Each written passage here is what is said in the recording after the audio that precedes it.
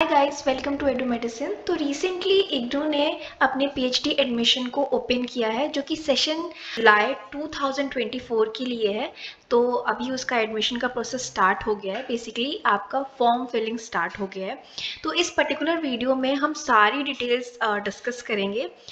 But before हम discuss करने की डिटेल्स, तो मैं बता दूं, मैं खुद इग्नू में एक पीएचडी स्कॉलर हूं एंड इस प्रोसेस में आपको मैं काफ़ी अच्छे से गाइड कर सकती हूं। तो लेट्स बिगिन। तो इनिशियली 2024 से पहले इग्नू का सिस्टम क्या था कि वो एंट्रेंस लेता था, प्लस अगर आप जेआरएफ कैंडिडेट हो तो आपको इंटरव्यू के थ्रू एडमिशन मिल सकता था। एक और इशू जो रहती है, जो मुझे क्वेश्चन काफ़ी लोग पूछ रहे थे मैसेज करके, कि क्या इग्नू की जो पीएचडी है वो वैलिड होती है। तो ऑफकोर्स ये फुल टाइम कोर्स है, जैसे कहीं और यूनिवर्सिटीज़ में होता है, सिमिलरली इग्नू में भी पीएचडी होता है, तो उसकी आप टेंशन मत लीजिए।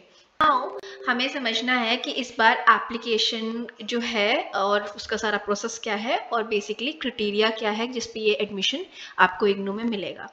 ठीक है, तो सेशन 2024 के लिए आप अप्लाई करेंगे। तो सबसे पहले अगर आपको एडमिशन लेना है तो आपको पता होना चाहिए कि एक मिनिमम स्टैंडर्ड होता है। आपके पास एटलीस्ट मास्टर्स डिग्री होनी चाहिए उस पर्टिकुलर सब्जेक्ट में जिसमें भी आप लेना चाहते हैं। फॉर एग्जांपल हिस्ट्री में लेना चाहते हैं तो आपके पास हिस्ट्री में मास्टर्स डिग्री होती है। आपको दो तरीके की पीएचडी ऑफर की जाती है यहाँ पे, part time and full time PhD. तो पार्ट टाइम उन लोगों के लिए है जो जॉब वगैरह करते हैं, बट आपको कोर्स वर्क करना पड़ेगा जो कि ऑलमोस्ट 6 मंथ का होता है। अगर आपको बहुत सारी और डिटेल्स चाहिए इंटरव्यू रिलेटेड और एडमिशन प्रोसेस के रिगार्डिंग, तो आप कमेंट करके बताइएगा, मैं डिटेल वीडियो बना दूंगी। बट अभी हम डिटेल्स में बहुत नहीं जाते, हम पहले भी एडमिशन पे ध्यान देते हैं। ठीक है, तो बेसिकली आपके पास एडमिशन प्रोसेस में आपको फॉर्म फिल करना पड़ेगा। अगर फॉर्म फिल करने का प्रोसेस एंड डॉक्यूमेंटेशन की आपको इन्फॉर्मेशन चाहिए तो भी कमेंट करिए, वो भी मैं डिटेल में वीडियो बना दूंगी। तो फर्स्ट ऑफ ऑल आपको यहाँ पे एडमिशन लेने के लिए दो कैटेगरी में डिवाइड किया गया है। अगर आप जेआरएफ कैंडिडेट हैं तो आपको सीधे इंटरव्यू के लिए बुलाया जाएगा, और आपका इंटरव्यू जो है वो 100% वेटेज होगा, यानी आपका एडमिशन होगा कि नहीं उस पर्टिकुलर कोर्स में जहाँ आप अप्लाई कर रहे हो, वो डिपेंड करेगा आपके इंटरव्यू में। वो हो गए कैंडिडेट ए टाइप। अब कैंडिडेट बी कौन है? जिन बच्चों के पास यूजीसी नेट है, या इस बार आपने देखा होगा कि जो हमारे यूजीसी नेट का एग्ज़ाम हुआ उसमें पीएचडी एडमिशन का भी एक कैटेगरी दिया गया था। तो अगर आप उस कैटेगरी के अंदर एडमिशन लेना चाहते हैं तो आप भी फॉर्म भर सकते हैं, कोई प्रॉब्लम नहीं है। आपका जो 70% वेटेज है वो आपकी यूजीसी में जो मार्क्स आए होंगे, जैसे कि मान लीजिए आप सोशोलॉजी की है तो अगर 160 आए हैं या 164 आए हैं, 168 आए हैं, तो उसके हिसाब से एक मेरिट लिस्ट बनेगी और आपको इंटरव्यू के लिए बुलाया जाएगा। इंटरव्यू केवल मैदानगढ़ी, जो कि इग्नू का हेड क्वार्टर है, वहाँ पे होता है।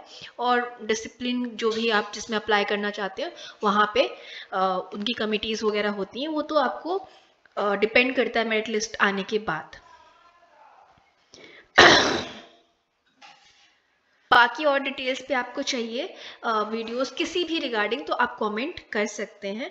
नाउ एप्लीकेशन फ़ी की बात करें, अगर आप एडमिशन लेना चाहते हैं तो 1000 रुपीज़ है। लेट करेंगे तो ज़्यादा कॉस्ट बढ़ जाता है, कुछ लेट फ़ी भी लगता है।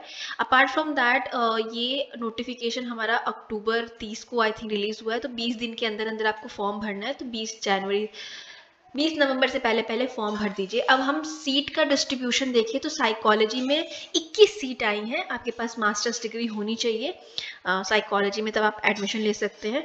अगर आपको एंथ्रोपोलॉजी में लेना है तो 5 सीट एंथ्रोपोलॉजी में आ रखी हैं, आपके पास मास्टर्स एंथ्रोपोलॉजी में होना चाहिए। सेम हिस्ट्री में 10 सीट आई हुई हैं, हिस्ट्री की डिग्री आपके पास होनी चाहिए मास्टर्स की। सोशोलॉजी में 6 सीट आई हुई हैं।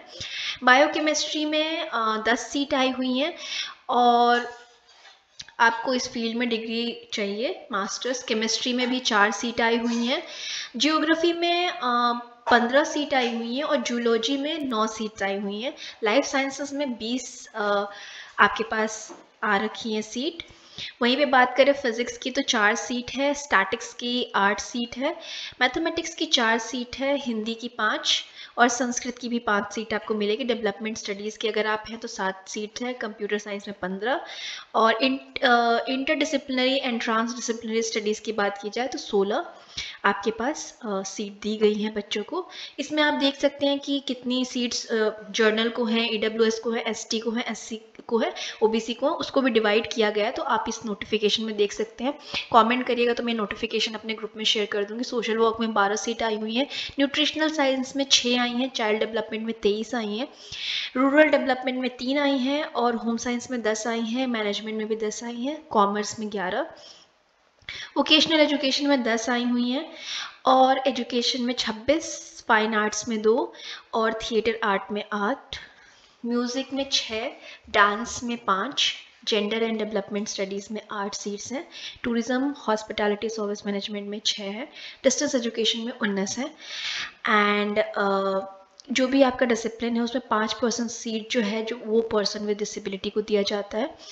एंड बाकी भी और भी क्राइटेरिया दी हुई है कि जनरल को कितना है, एसटी एससी ओबीसी को। तो आपको अगर कुछ और भी डिटेल इन्फॉर्मेशन चाहिए तो आप बताइएगा, उसके हिसाब से मैं वीडियो बना दूंगी। इंटरव्यू वगैरह के रिगार्डिंग भी आपको कुछ इन्फॉर्मेशन चाहिए तो आप मुझे टेक्स्ट कर सकते हैं या वीडियो के लिए बोल सकते हैं। So thank you so much and all the best.